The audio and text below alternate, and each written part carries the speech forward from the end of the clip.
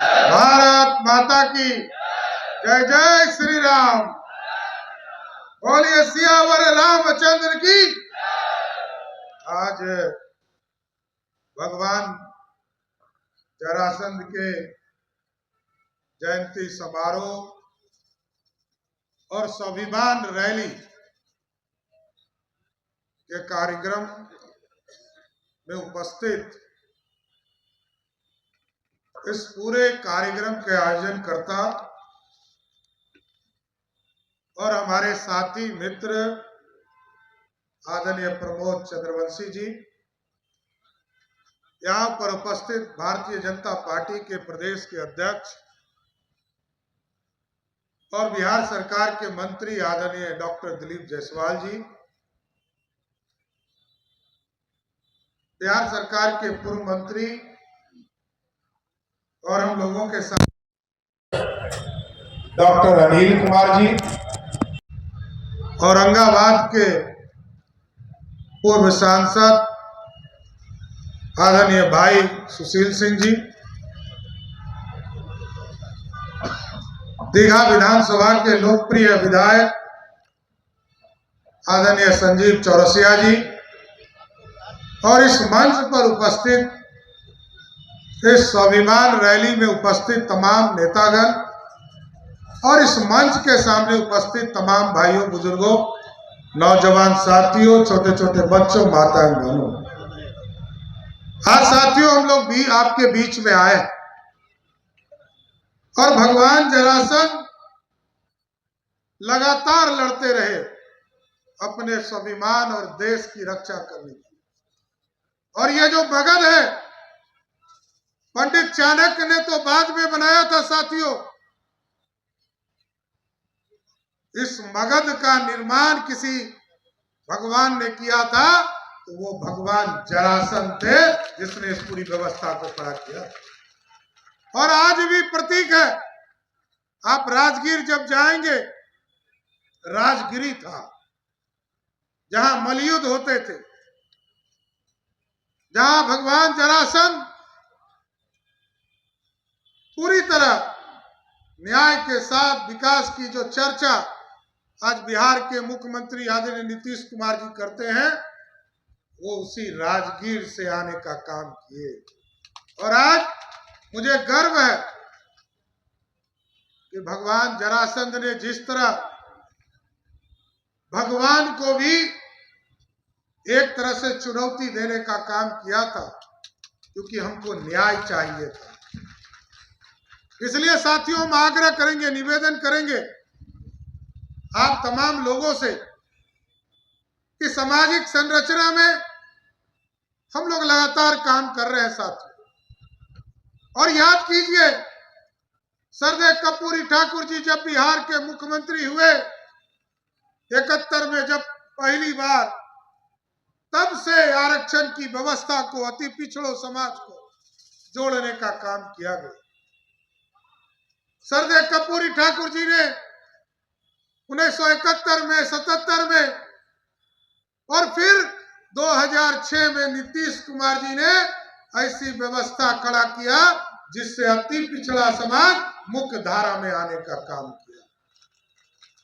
तो याद कीजिए, कुछ लोग आजकल आरक्षण की बात करते, उनसे पूछिएगा कि आप अपने पार्टी के अंदर याद करो 2001 का चुनाव मुखिया जिला परिषद का हुआ, जहां हजारों की संख्या में नेता पैदा होते हैं, जिसमें 2 लाख से अधिक नेता पैदा होते हैं।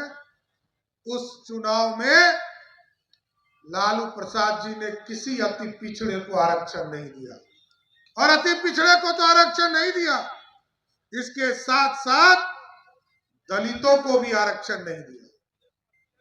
कल हम लोग बाबा साहब भीमराव अंबेडकर के कार्यक्रम में गए थे साथ। कुछ लोगों ने कहा कि लालू जी की पार्टी ये कह रही है। हमने कहा वो ऐसी पार्टी है, सिर्फ कहती है, कुछ करती नहीं है। करती है क्या? 15 साल तक लालू जी रहे, किसी अति पिछड़ा, किसी आरक्षण में किसी बेटा को आरक्षण नहीं दिया। आरक्षण किसको दिया? पहले अपने बने, पिछड़ों के वोट से, अति पिछड़ों के वोट से, दलितों के वोट से मुख्यमंत्री बने। लेकिन जब गद्दी पर बैठे और जेल जाने लगे तो कहा मेरी पत्नी को आरक्षण देने का काम करो।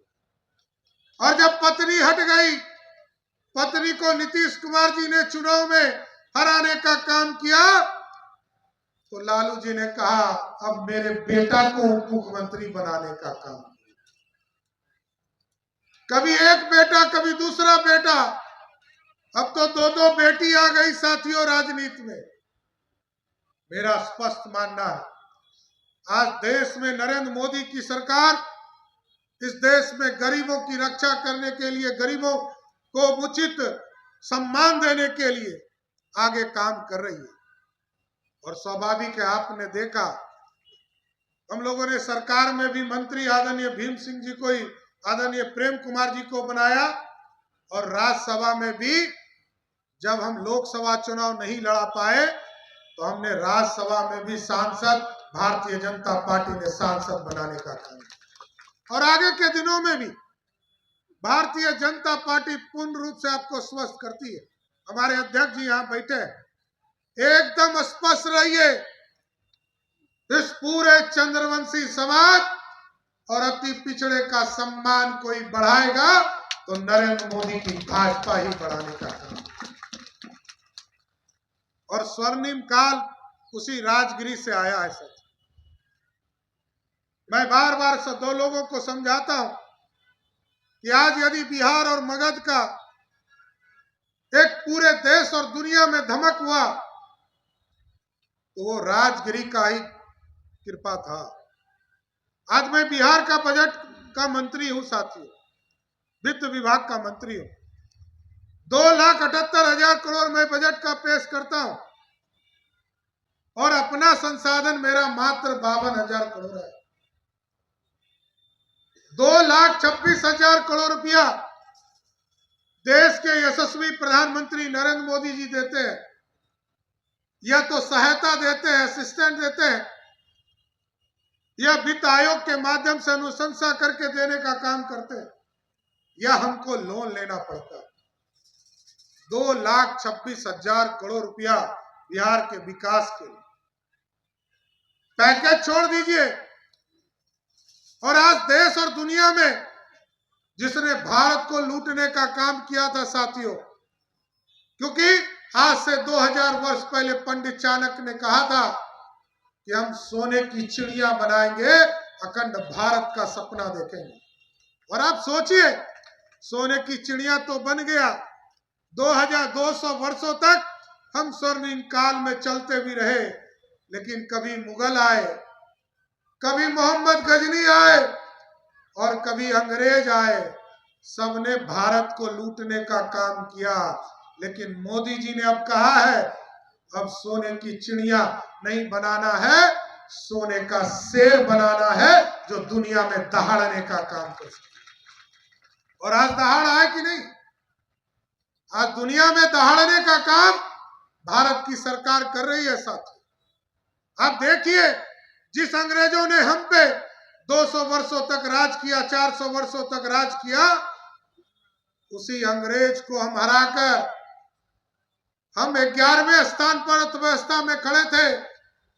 आज उसी अंग्रेज को हराकर हम 5वें स्थान पर पहुंच गए और आपने मोदी जी को फिर से प्रधानमंत्री बनाया है साथियों। बिहार की जनता ने 40 में 30 सीट जिताने का काम किया और आपके आशीर्वाद से मोदी जी ने कहा है हमें 5वें स्थान से 1, 2, 3 में इस भारत को पहुंचाने का काम करना है। और जब हम गरीबों की चिंता करते हैं तो हमने देखा अति पिछड़ा समाज, जो दलित समाज है, वो चिंता करता था कि हम कैसे जीवन यापन करेंगे। उनको खाने के लिए अनाज दिया और कुछ दिनों के लिए मैं स्वास्थ्य मंत्री के भी चार्ज में था साथियों। मैंने देखा गरीब ये चिंता करते थे, अति पिछड़ा समाज ये चिंता करता था कि हमारे परिवार में यदि कोई व्यक्ति बीमार पड़ जाए तो हम उसका इलाज कैसे कराएंगे। लेकिन नरेंद्र मोदी की सरकार ने कहा अब इस देश में गरीबों को चिंता नहीं करना है, खाने के लिए पेट में अनाज भी मोदी सरकार देगी, और यदि किसी हॉस्पिटल में भर्ती हो गए तो 5 लाख तक का बिल भी मोदी और नीतीश कुमार की सरकार देगी। इसलिए साथियों, हम आग्रह करेंगे, निवेदन करेंगे कि इस देश को आगे ले जाने के लिए इस पूरे जरासंध, भगवान जरासंध के परिवार की हम लोगों को जरूरत है, और पूरे भारतीय जनता पार्टी आपके पीठ पर खड़ी है। मैं प्रमोद जी को और उनके पूरे टीम को हम विशेष तौर पर धन्यवाद भी देते हैं कि आपने स्वाभिमान के तौर पर रैली बुलाया, और सम्मान किसी भी हालत में भारतीय जनता पार्टी आपको देगी, इसमें कहीं दो मत नहीं। इसलिए साथियों, मैं सभी लोगों को और प्रमोद जी और उनकी पूरी टीम को विशेष तौर पर बधाई देते हुए आप सभी लोगों को फिर से इस स्वाभिमान रैली में आने के लिए बधाई और धन्यवाद देते हुए अपनी बातों को विराम देता हूँ। बहुत बहुत धन्यवाद।